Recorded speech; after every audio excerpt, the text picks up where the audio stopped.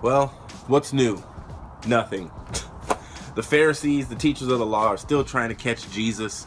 They're trying to get anything against him. They just need some evidence, and they can't find any. So they ask him, they say, Jesus, what is the greatest commandment in all the law? And Jesus says, well, the first is love the Lord your God with all your heart, with all your soul, with all your strength. And the second is just like it.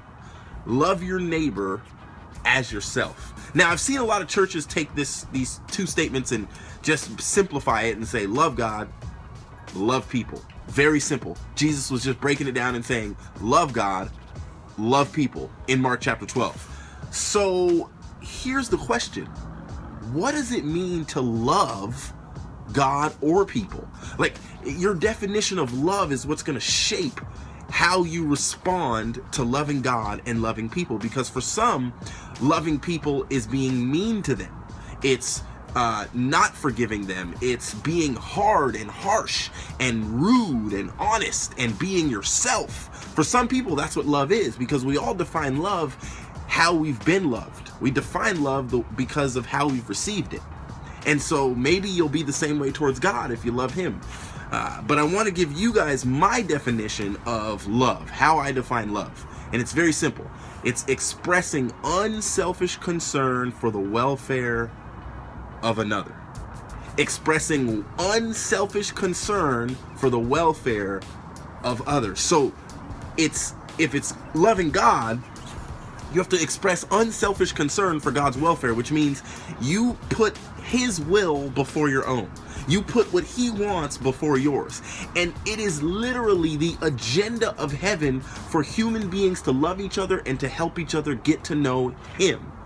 So if that's his agenda, then that has to become your agenda. When it comes to loving people, which is actually, it says it's just like it. When Jesus says that, it's because loving people is part of God's will, is to love everyone else. That's part of the agenda of heaven, is that people would love each other. And so loving people means unselfishly being concerned for their welfare. So when you see someone that's down and out, you see someone that is out on their luck, someone that's been affected by the system, someone that has lost a family member, someone who's standing on the side of the street collecting money, someone that's living in a shelter, whatever it is, one of your friends that had their heart broken, whatever, your spouse, your kids, you have unselfish concern for their welfare.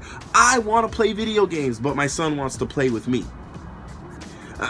I want to have McDonald's, but the rest of my family wants to sit down at the table and eat, and it's best for them if I do that. It's best if we don't eat fast food all the time. It's best if we sit down as a family, even though that takes so much work for us all to be coordinated at the same time and have all of our schedules lined up.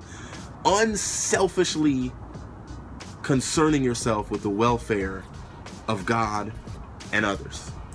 I'll see you guys tomorrow for Mark 13. Peace out.